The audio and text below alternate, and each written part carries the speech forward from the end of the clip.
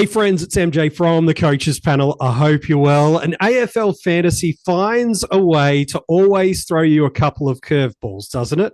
Well, you didn't just get one or two. Potentially, you got as many as four big curveballs off the back of this week. And it means this week's AFL Fantasy Strategy Roundtable is an absolute must for you. What are you going to do about Max Gawn? About Izak Heeney? At time of recording, he's still suspended.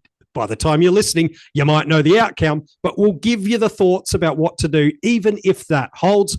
Izak Rankine's hoping to get it downgraded, but regardless, he's going to miss this week at the very least, and a couple more. Touk Miller's out. Oh, there's so much pain we've got to talk about. So to help me on this episode, I've gone to one of the best in the business, not just from a statistical perspective, but his brilliance at being able to understand and forecast and project for us to help you with the forced trades that every coach is making this week. Everyone in the community is making at least one forced trade. Jaiden, good to have you back on the podcast. Mate, it's going to be a really interesting week of trading with so many popular premiums now out due to what the week of carnage gave us. Yeah, thanks, MJ. Great to be back. And yeah, it's a perfect week to be on. A lot of the time when I'm on a pod, I actually figure out things for myself when I'm talking through it. So I'm glad to be here because there's so many moving parts that I just need time to process and hopefully we can find some little nuggets that might help us with, I guess, what to do from this scenario. I'm a big believer in the more things that go wrong, the actual better chances that really good coaches who do listen to these types of podcasts, will love because you just get chances to be a good coach. And I'm a big believer in that. I think that's the beauty of it, isn't it? Someone like a Gawn, such a high percentage of coaches that have started and maintained a good lead, either in rankings or in their league focus. He's been a central piece of it. He's not the only piece, but he's a central piece of it. Heeney, another one of those. Rankine more recently, even though he's had some injury concerns, and now with the suspension, he's in that space. So there's a bunch of them. And I do want to talk about Touk Miller, although not anywhere near as highly owned as a Gawn or a Heeney. He was a popular value pick through the buys to be able to look at as well. And so maybe we start with the one that's going to hurt coaches in the forced movements the most, which is Max Gawn, because Heeney, as we said, there's an asterisk at time of recording, whether or not the suspension's going to hold out. But Max has just been sensational, like better than anybody had hoped. I know the past couple of weeks had been a little bit more back to probably more base level of what we thought we might have got off him. But I think at one point this year, Jane, he was averaging in that 120 range, was a permanent vice captain option for us every single week. We basically can take the pick of the litter with our rucks at this point. And so I want to list some names for you. And the reason I'm so thrilled to have you on this episode is don't just help us to look at, we've got Gawn, who's priced at 961 and got an average of 114. I can get anyone. It's about who's going to score well from here. And your projection scores at the Stats by Jaiden website are brilliant. The link for that is in the description of this bio. So let me throw some names and then tell me who's going to get it done for us over the next 7 weeks. Let's start with Tristan Cherry. He's still popularly owned for a lot of people. He's been probably the starting squad selection of the year, I think, to be fair, based on value in terms of return. But there were a bunch of people that jumped out of him at some point during either the bye or through the year for a number of reasons. What's his fixture look like for the next couple of weeks? And for the smaller percentage of coaches that have jumped off him or never owned him to begin with, is Tristan Cherry a leading ruck candidate to replace Max Gawn for us? Yeah, I'd certainly think so. And that's a bit biased coming from an owner of Gawn and Cherry. I think the thing he's got going for him is well, first of all, he's the best stoppage ruck in the comp, pretty comfortably. So he's averaging 80 points. 80 of his points come from stoppages, and like the next best is Nank, and he's at 72. So there's a big gap. And we kind of saw that a few weeks ago when he matched up with Max Gawn, who at the time was also, I would say, around the 70 mark. He's dropped off a bit now, but we saw that matchup and how Cherry can really I guess, negate other rucks at stoppage, but he's pretty dominant. He grabs it out of the ruck a lot. So you get more points than a hit out if you do that, and you get a disposal away. So there's a lot of things going for him there. He's got that really good floor for that reason. He doesn't have anyone really chopping him out in the ruck. So that's his main strength. And that's pretty much not down to matchups a little bit. Like that can really help if you're against a under like a ruck with not much experience, but that's the flaw that's really helped him to be the smash pick this year. Mm. Compared to years gone by where we've seen Tim English and Ryan Marshall dominate around the ground and getting marks. Cherry is just out and out ruck. So he's probably the safest of the lot. And I think if people don't own him, he's a really good option. Just looking at the fixtures, he does have Carlton and Geelong in the next two. Brodie Grundy's a bit difficult this week, but he's got Carlton and Geelong, which is really good. So if you're weighing up the fixture and you look at who has the best fixture now, you might go, okay, Tim English is better, but it's only because he's playing those same two teams as Cherry over the next. He's got the same three matchups over the next 3 weeks as Tim English. So you can kind of, I guess, forget about the fixture with those two and just pick the better player because they're going to play the same three teams.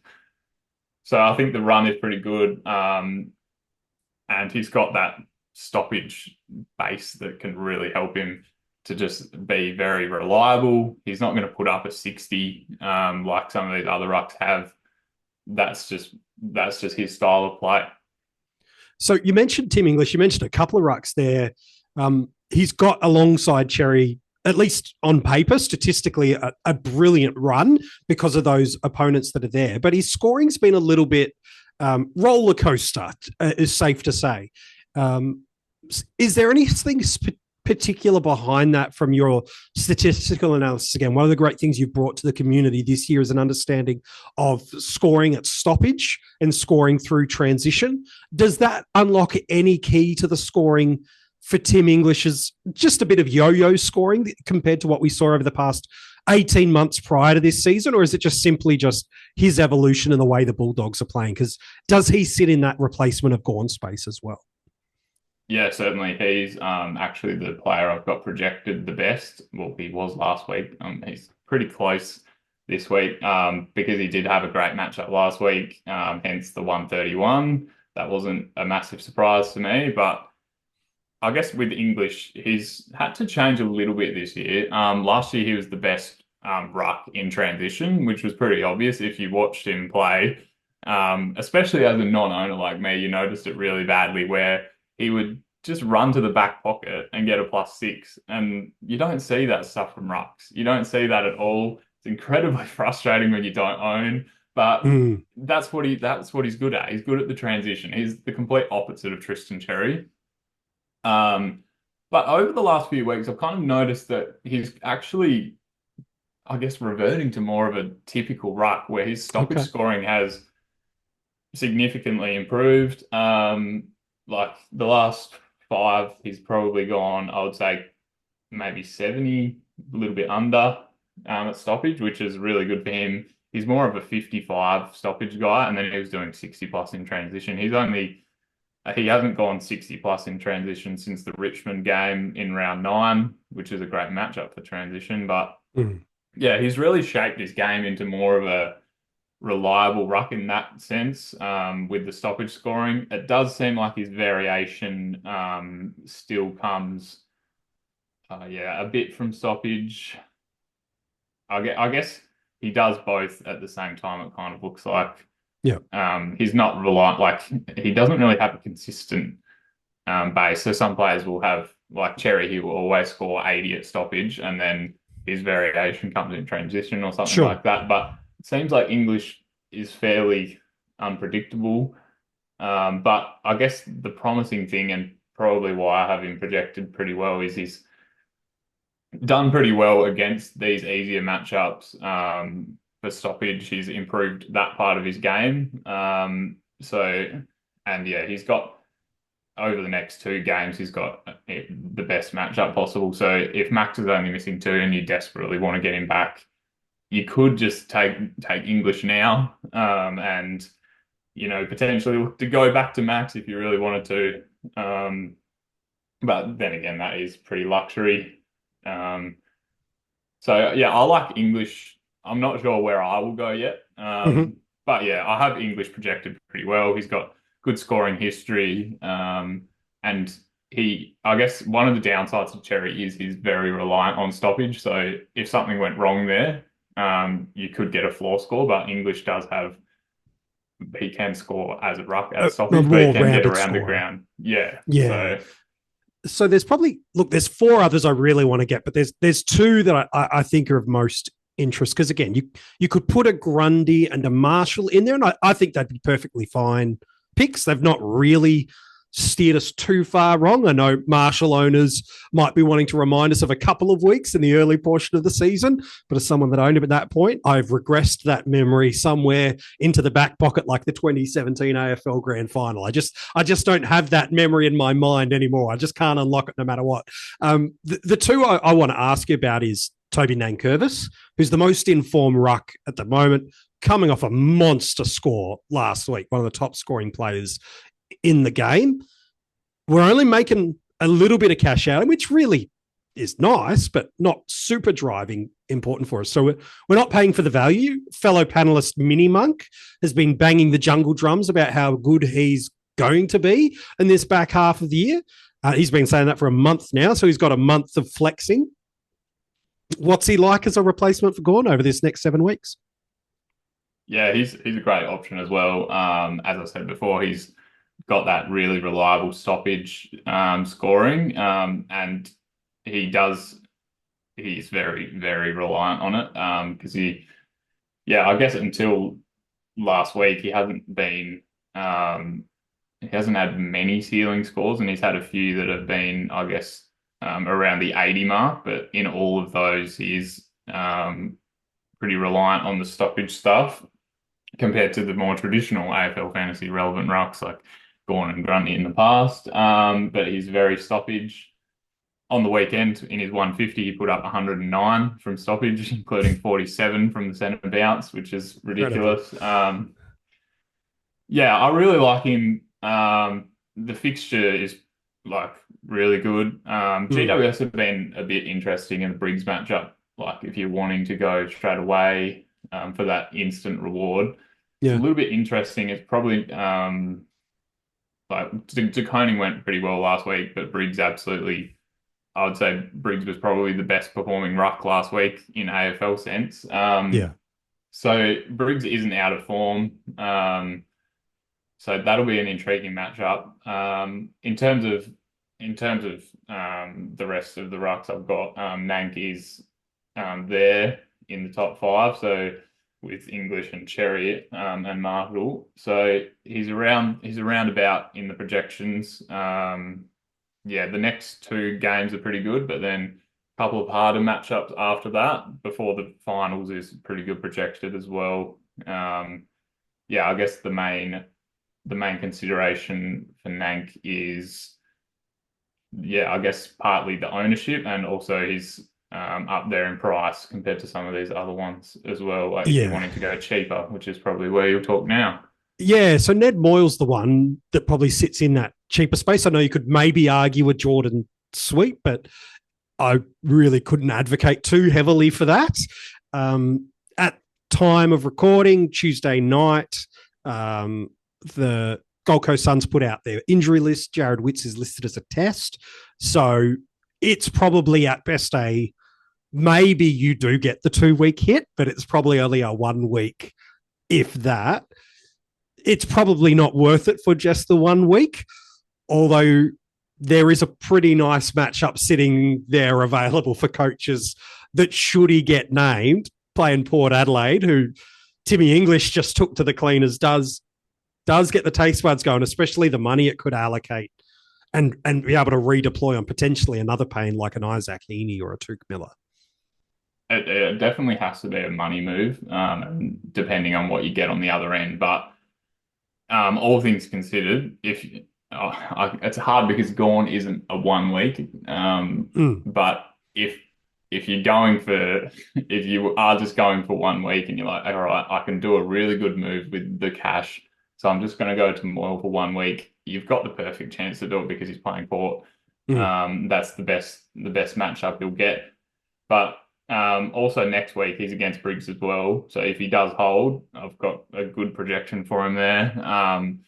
Okay. So you've got two decent projections if you think he can hold on. Yeah, so if the injury list comes out and Witt's not quite there yet, he's definitely a viable play. But yeah, it all comes down to the money on the other end if you can do something with it. And I guess you maybe need an exit strategy as well. Like what Yeah. we do, if there's only the 1 week, then you'll end up getting English or someone anyway. Um, so yeah, that's a Yeah. little Having bit that of a parachute concern. is really important. And 1 week plays with such a long portion in the season to go, let alone with Max, unless he has the healing powers of Tom Stewart, who says he's out for months and is back within a fortnight. Uh, you are just loading and forcing a trade down the road for a week, which again can be fine. But if you get another weekend like we just copped with some injuries and suspensions, well, all you've done is you've just moved the pain down a week a little bit more. So yeah, I'm not too sure Moyle's the play unless the Suns come out and do it. Otherwise, geez, for Gawn owners, you're looking at going, geez, I can get 2 good scores. I can open up a couple of 100K, and now the world is my oyster for some options sitting through there. Let's talk about Izak Rankine there. We will get to Heeney, not as highly owned at all, but certainly missing multiple weeks. I think the best the Crows could hope for outside of the downgrading from intentional to careless is him maybe missing a week less. I think that's as good an outcome as the Crows could possibly be hoping for. Unlucky for anyone that traded him in the past couple of weeks. It made a lot of sense for why you would do that, but he is a forced trade. There is no purpose or reason for why you would be holding him at 779K. It's in an awkward space. We're taking Heeney out of the mix. The only forwards that really are putting fear on the table for coaches week in, week out, you'd say would be Zorko, Flanders to a lesser extent, but at the moment, it's Jai Caldwell, who's really, if you're coming up against him in a league matchup or if you're pushing rankings deep at the moment, he is someone that's taking people to the promised land. If you've got a little bit of money to spend, is it worth going up to a Jai Caldwell at the moment? We'll talk about those that don't have the luxury of cash in a second, but he ain't cheap anymore like he was 3 or 4 weeks ago. Is it worth paying up for Jai Caldwell? I would say so, definitely. There are a few things that are ticking in my mind about Caldwell. I guess the fixture was very obvious 3 or 4 weeks ago. So it was very danger signs if you didn't have him, and that's due to the stoppage matchups. So he's a very interesting case this season because he might not look like the best option. I guess weeks gone by because you were looking at centre bounce numbers, it's not quite there. But I guess the benefit of what I'm trying to do with score breakdowns is I can just see that he's not scoring at centre bounce because Stringer is the one in there. But then instantly after that, all the stoppages around the ground, he's still scoring like a top six forward because he's playing midfield. A lot of teams are running with a fourth midfielder that they can't fit inside the centre bounce. So he was scoring really well at stoppage, and that hasn't changed. More so to do with his ceiling is the fact that he's played Geelong, he's played Carlton, and he's played West Coast. West Coast, yep. Collingwood as well. Collingwood, yeah, it's been a good match. So Geelong, West Coast, and Carlton have been the three easiest stoppage matchups for the year. Post-bye, Collingwood has been like 100 points easier than what they were originally at stoppage. So like the danger signs were there, which is why I got on when I did.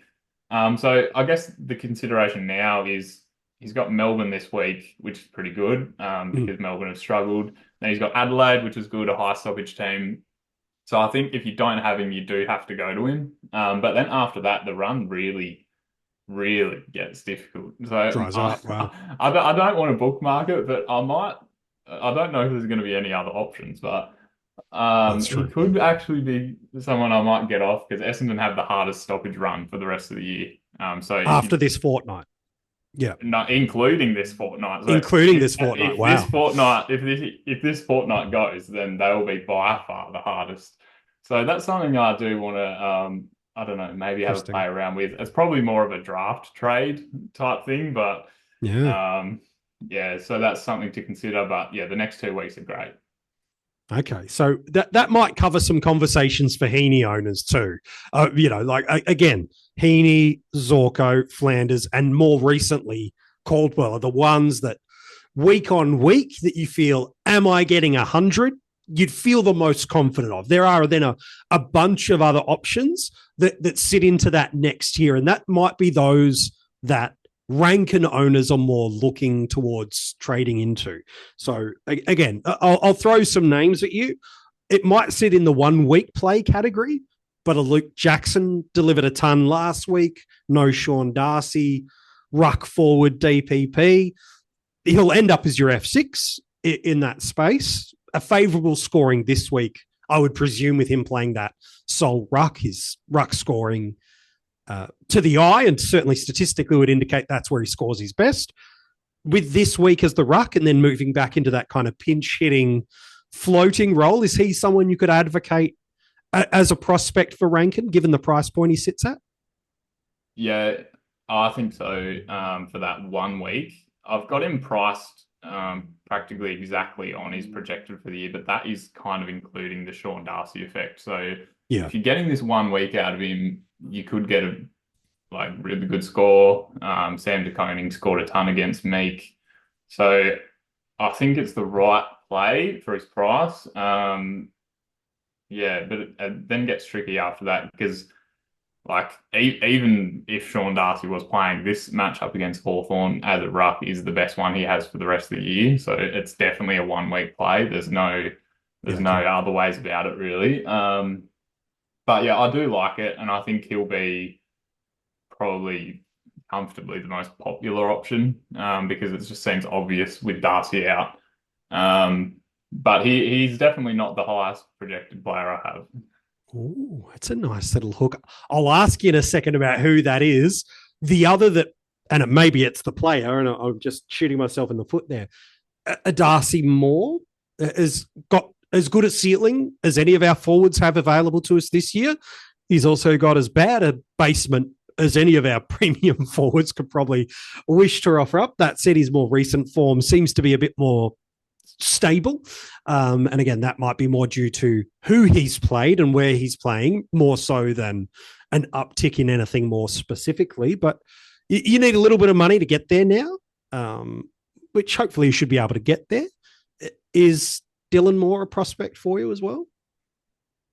Yeah, definitely. In terms of the projections, definitely not, because he's grouped with the general forwards. He's a very awkward player because he doesn't really play like the Bo McCreary types. So Mm. he does have that ceiling like 5-1-10 scores, but then yeah, everything else is not great. Overall, in terms of his scoring, the transition stuff is very good when he Mm. scores well and very bad when he doesn't score well.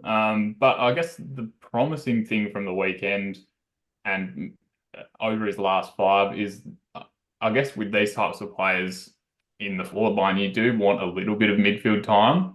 Yep. You're not going to see that in centre bounces, but you will see that around the ground. So on the weekend in the Geelong game, there was a lot of stoppages and a lot of ball ups. So when he's playing the high half forward role, that's perfect Mm. because you want the ball ups to come. I think there's 42 ball ups, which is pretty good. And he scored 27 points from that alone. So that's a nice little boost to his already reliable transition stuff Yes. that you Yeah. do want. But with these forwards, we've seen it for many, many years in AFL fantasy. If you could just get that little bit of midfield time, and that helps your floor. Yeah. So that is something that he was not doing at all at the start of the year when he's putting up 40s. I think he was scoring 10 points from stoppages, like all up. Yeah. Wow. But he did 46 on the weekend. So that's where that kind of ceiling can come from. But more importantly, like a little bit of a reliability in his scoring Mm, base. yeah, which is needed. So then there's probably a bunch of other names that people might be looking at. There's a Brian Myers who's you actually make money off. In fact, most of these guys, I think you do. A Matt Kennedy, who's coming off back-to-back tons. McInerney from the Swans, although they've got a Callum Mills back. So how that team kind of structures up a little bit might be changed up a little bit. Certainly if Heeney is out of the side, that could do it too. Baker, I know, was a consideration early in the season for a number of coaches. Jeremy Cameron could have got 150 if he kicked straight on the weekend. And Jai Simpkin is another one in there as well. I know I've just pitched like 6 names at you. If I haven't hit your number one forward that you've projected, then I'd love to hear that one too. But who of those guys, again, Simpkin, you're making, I think, like 150, 160K off. So there's a factoring of cash, I would suppose, comes into that downgrade or sideways trade, should I say. Who of those kind of 5 or 6 names I just rattled off to you feels like the more projecting wise is the better scoring or more reliable scoring prospect for us? Yeah. So I guess there's a couple of things about the projections in general. So first of all, the role that is inputted to a player is incredibly important. So as I said before, Dylan Moore's a general forward, so he's Sure. never going to be protected well. And number 2 is that I don't give players a boost because their name is Max Gawn. I don't go, okay, he's Max Gawn, so he gets more points. It's all on a competition level, which means it's Yes. quite dependent on role, but it's also not biased towards players that we might not consider at all. So like a few of those names you've mentioned aren't close because of their role being a general forward, Yep. things like that. But the wing role is pretty well projected for a forward. So like Elijah Hollands has done pretty well in that recently. Yeah. But yeah, I guess of the ones you mentioned, Simpkin is the best. He's a Yep. midfielder. He doesn't have great scores this year, which is bringing him down a little bit, but he's a midfielder, so he's number 7 at the moment. The 2 that I have above are both wings, and they're from the same team. And one Wow. has freshly been given DPP as a forward. The Ooh. Saints have like a really good wing fixture for the rest of the year. Mason Wood, Liam So Henry, are you alluding to? Mason Wood is number 5, and Bradley Hill. So he Brad was Hill. he was there last week. He was F6 last week, in my best team for the year. Yeah. I think he nearly got a ton. So the run is there. If you wanting someone, he's 640,000. Oh, I love that.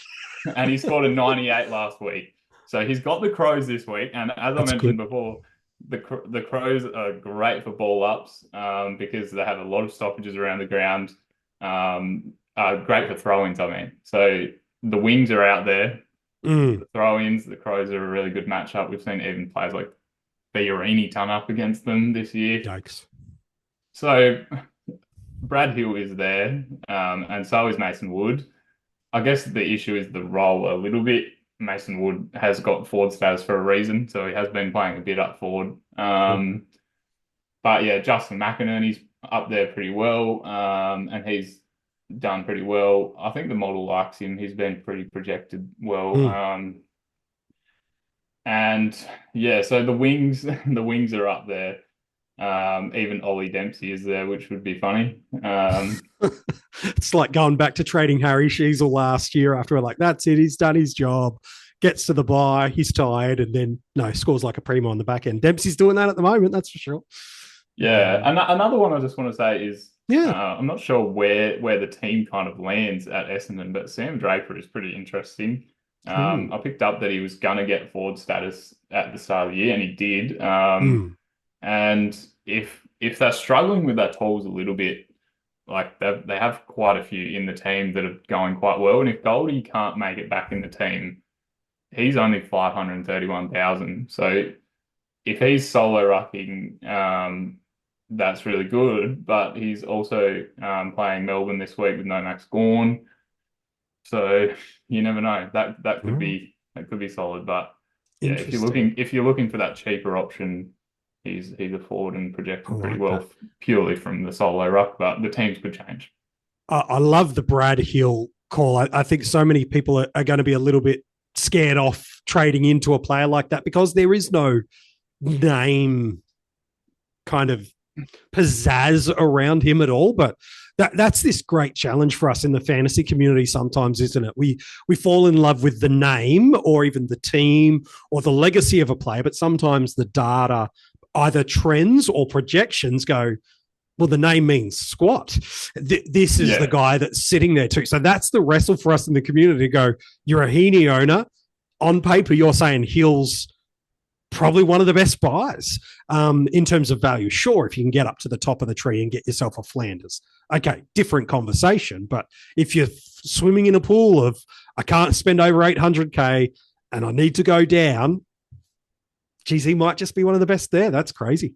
Yeah, and it's crazy because like for that exact reason, that's why there isn't a Max Gawn tax in the projections. There's not an individual player tax because it's just all the players considered in the same pool, and that's I guess one of the like random benefits that come from it. It's more to do with the fitting the model point of view because otherwise, if you have a tax for every player, then all their scores are exactly what you project them to be. But yeah, he's a very interesting one purely from the role. And I know a few people got on him last week and they would have been pretty happy. So hopefully it can continue. I'm curious. We kind of breezed over Heeney, and again, maybe it's because there's at time of recording, we don't know if he's suspended or not. I know Jaiden is constantly looking at 50 billion tabs, not just for the constant different projections of players I'm asking, but we are literally waiting to find out as we're recording if there's any news on that. So if it comes, you'll hear our real-time response to it. But at 892K, he's not as expensive as he was at one point, but he does sit at a space now where for most coaches, without having to do too much, you could pretty much get into anybody, not just in the forward line. So given the preeminence of DPP for a lot of people in their teams, they might have a Luke Jackson who they could flip into their, and maybe it's for Gawn too, we could get there. A Jackson could pop in. They might be running a mid forward in their midfield or a defender. We might not just be looking for a forward replacement. We could be looking to get that top end just with how different teams have structured up or positioned themselves this year. So you've mentioned you've done some season-long projections. And again, if you go to the Stats by Jaiden website, you become someone that just shouts him a coffee and takes care of it. There are some nice little rewards that come your way if you do that. Who are some guys that you're projecting from now to the end of the year that are kind of in that top tier of scoring, kind of the top 3, 4, 5 scoring guys, position irrelevant, really, that coaches that might have DPP that now they're like, Heeney can go to any big dog I want. If you're going up to the top of the tree, who are the top 3 or 4 names you'd suggest that projecting wise you think could be absolute knocking the door down for us by the season's end? Yeah, that's a very great question and one that I can answer pretty easily. I'd say the top one is Bontempelli. He's got really good matchups, good scoring history, and right below him is Treloar. Treloar did a lot better in the Port matchup. I had them both fairly high last week, but they did get smashed in there. But Treloar still put up a really good score. So I don't have either of those, and I'm a little bit worried. Treloar especially because he's like 70K cheaper than Bont, which is crazy because he's like incredibly high averaging. Yeah. So those two. I guess another one, well, I can go down the list here. So Errol, Sarong, Sheasel, Flanders. And then the next one is Andy Brayshaw, and he's someone that people have been not very keen on this year. I think people are like wanting to see the 110s that he's done in the past. He was pretty popular at the start of the year for people to put at M1. He's just like, and we saw it on the weekend with a 140. But the thing about like him is like he's got that scoring history, but he's not very highly owned. He's under 900,000, and I've got him at 108 for the rest of the year. It's good value. Yeah, there's like it is hard because he was there last week. Like he was M4 last week. He was right there. And yeah, he delivered. So like Yeah. I can't it's really hard for me to say no to him because every week I've had him high, he's done well. So maybe it's a little bit of matchups related thing. Freo have a really good run for the rest of the year, even though they've passed through that Richmond matchup now. Yep. So it's a little bit unfortunate that people might need to see the 140 to be like, okay, now I want to get him because you've missed that. But he's still up there. So he's someone that I'm pretty keen on as well. Yeah, they're the top few.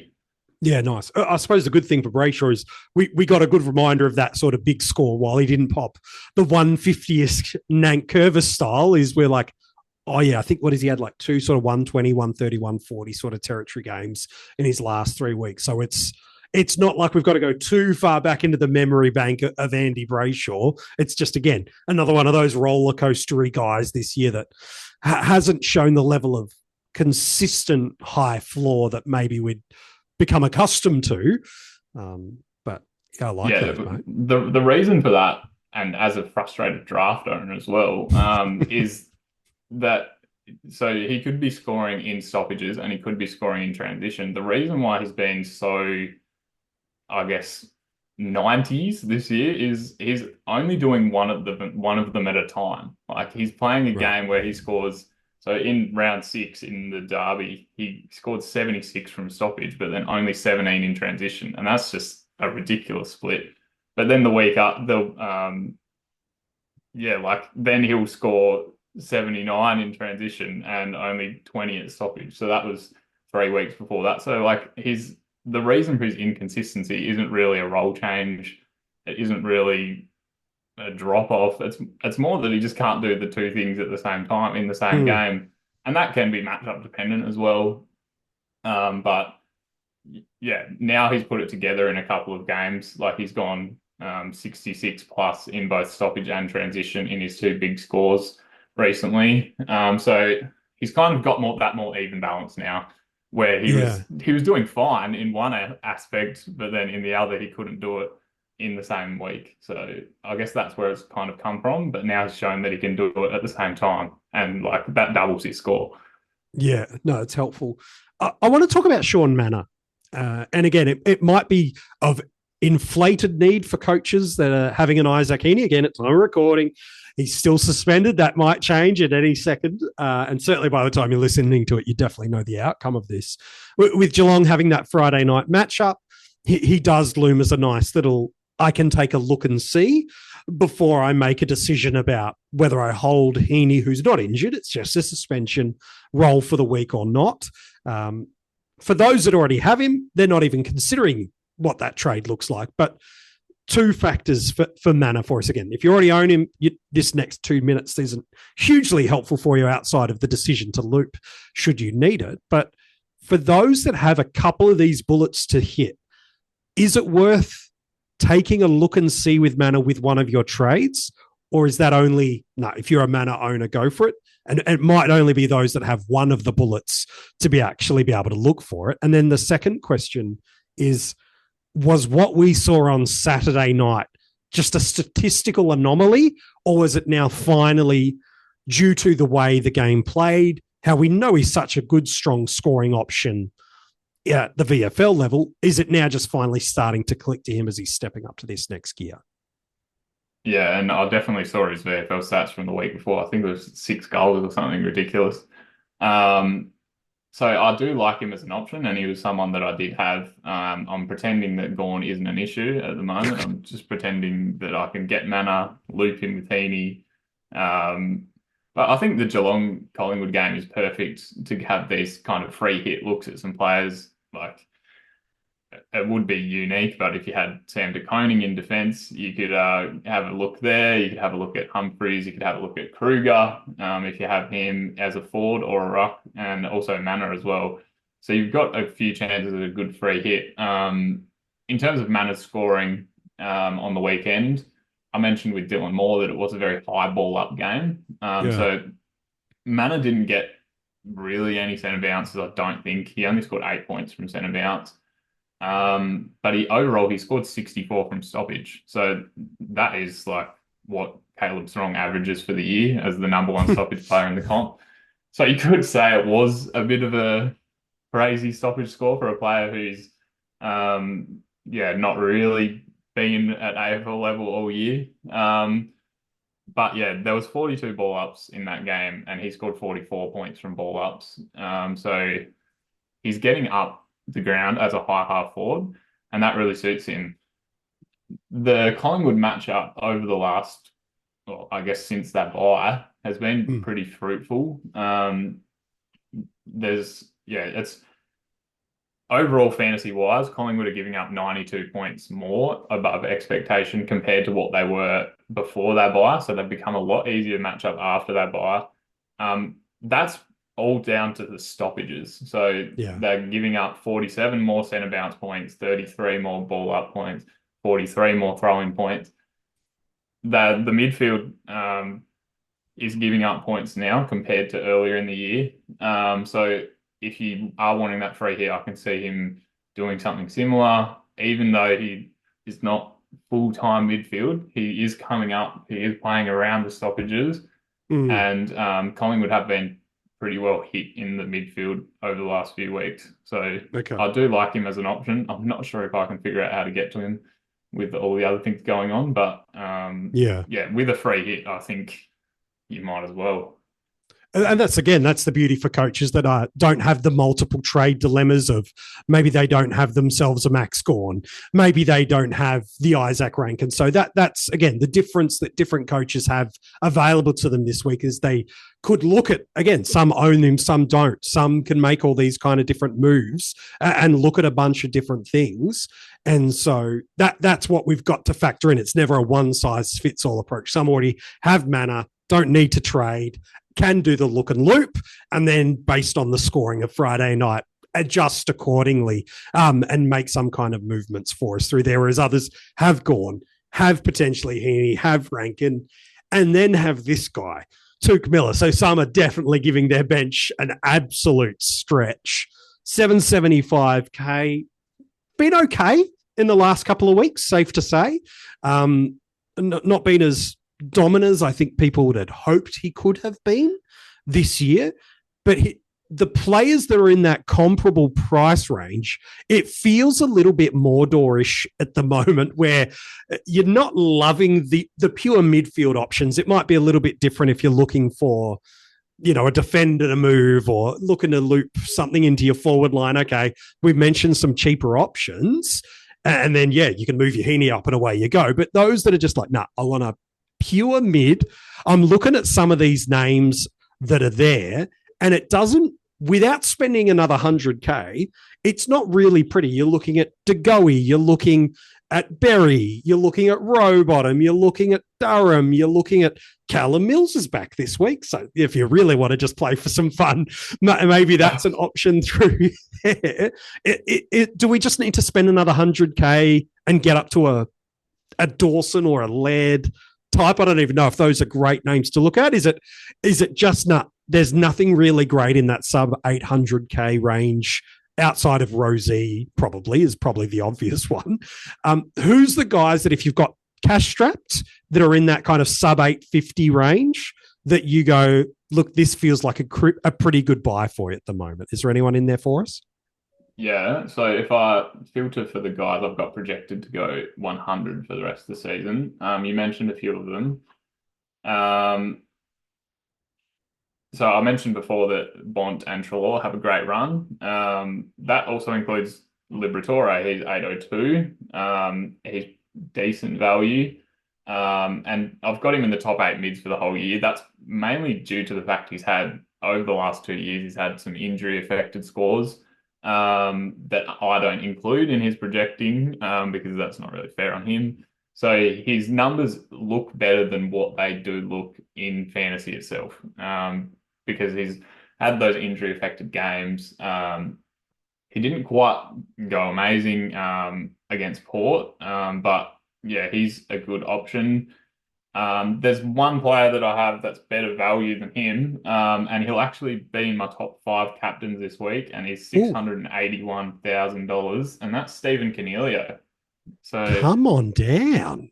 so he was in my top five captains the week he got injured. He was on 40 plus at quarter time, um, against Geelong, and then he got injured. So he's someone who's very cheap. And he's got Richmond this week, which is It's a good pretty matchup. solid. He's only scored 84 last week, so you might be a little bit concerned about that.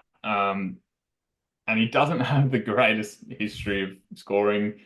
He only scored You're 112 selling it in round strong, four. mate. So, and that came from two goals. I guess with him, Mm. he was kind of eased back in after the injury a little bit. So he didn't score that well against Adelaide. He scored 84 on the weekend, and you might look at that and be like, that's not a good score at all. Mm. But if I look at his splits here, he scored 68 of those from stoppages, including 38 from centre bounce. Now, it was a high stoppage game because of all the goals. Sure. But that element of his game is there.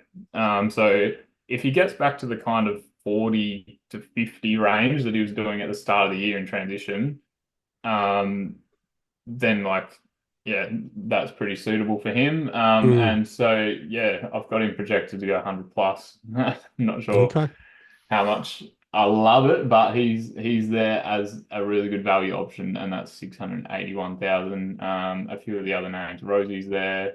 Yep. Um, yeah, there's not a heap else. You Matt really Rao, do. Outside of those two, you're heading towards the mid 800s, where you've got Butters, who had a great score on the weekend, Dawson, who I think the Crows on paper at least have a reasonable couple of matches, but can you trust how they're going to manage that midfield is probably more the concern, more so than anything else. So really, you are looking to get up to those big end guys that you've mentioned, yeah, the Trelaws and the Bonts and the Gouldens, the Sarongs, the Brayshaws.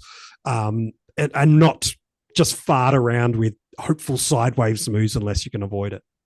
yeah. So that's pretty much what you want to do at this time of year, unless you're really struggling. Yeah. Then I can recommend Cornelia, and If you're desperate, go Cornelia. hopefully you get a good score this week. Like it could just be a 1 to 3 week play that you do. Yeah, And I he's very like it. cheap. For those who No love the Kelly. centre bounces, he had 84%, which was GWS's best on the weekend. Come on. So he's there up against Richmond.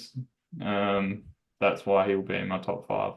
I like it, mate. Hey, you've helped us an absolute navigate this potential minefield for coaches this week. Some in the community have only one potential carnage point, which again might not even be there by the time the tribunals finish sitting on Tuesday evening. Others have 3 or 4 pain points approaching this week. And certainly it's where your bench hygiene is important to have always kept it moving and not just keep sacrificing available possible options on your bench and only maximizing scoring on field, because weeks and rounds like this do come. And it's probably this last little moving week that could kind of really help us up through there as well. Yeah, and it's the exciting time of year where you kind of have a chance to differentiate yourself. Yeah, that's true. And yeah, and these kind of things happening, including the fact that Heeney has just been upheld his There suspension, it so is. he will be missing this He will week. be missing. All right. Well, there you go. There, So all that conversation about Heeney was not wasted. I'm not smiling about him missing. I'm just smiling. I didn't waste your time throughout the podcast, and you'll just be able to listen to it. Hey, Jaiden, mate, you've been a star for us, and obviously for a bunch of other content creators right throughout the preseason and season proper. You've been so generous with your time. Where can we keep in touch with you across social media, and also where can we keep updated with some of these great stats and information you've been sharing with the community? yeah, thanks for having me on. And yeah, maybe I need to do some rethinking now, but it's really good to discuss it through for my own team. So hopefully that translates into the listening part. I guess yeah, the main place that I post is on Twitter at Jaiden_Koposki is there. And if you want access to some of my site stuff, feel free to message me and I can sort you out. Or yeah, there's a few other ways you can get into that. If you buy me a coffee on Ko-fi, That's why you do it. you can get access to the stoppage and transition stuff that I've been doing this year. So a lot of people have made the use of that, and hopefully that's been helpful. It's a brilliant resource. Could encourage you if for literally a coffee, you get your hands on some great resources, and maybe you're looking at your 2024 AFL fantasy season going, it's gone to absolute garbage. Okay, well, you can start using some of this understanding of scoring and some of the insights that he's brought to the game to help you unpack a viewing for some things heading into 2025. And so even if you're like, my year's done, it doesn't matter. No. There's some great things to learn, to observe, to watch the tracking and the data that's coming through to really help upskill your information and understanding for a 2025. Nothing is wasted, that is for sure, and it is well and worth an investment jumping into. We've got the details for you in the description of this episode as well. So whether you're listening to this as an audio podcast or you're watching it back on YouTube, the good news, you can just click on the description and the details of where you can follow Jaiden on X, and also where you can get that Stats by Jaiden website. If you are enjoying this episode, make sure you follow us wherever you're watching or tuning in to this podcast. Make sure you follow, subscribe, and leave a 5-star rating. And you can always still join our Patreon. There is a ton of great rewards that are still rolling through the remainder of the season and into the off season of 2024. We very quickly gear into keeper league rankings. We talk a lot about the draft and the trade. And then, of course, January 1. I know it's crazy. It's the first one. The 50 most relevant is back to 2025. So don't you worry. There's still plenty of great rewards that come to our Patreons, even if your mind is moved off of 2024. There's some challenges ahead for you this week, my friend. No doubt about it. But hopefully what you've learned and heard from Jaiden on this episode has given you something to look at, to consider, and to ponder, and to give you some great decisions to look at as you head into what could be the final big moving week of fantasy footy for 2024. Good luck. We'll chat to you soon.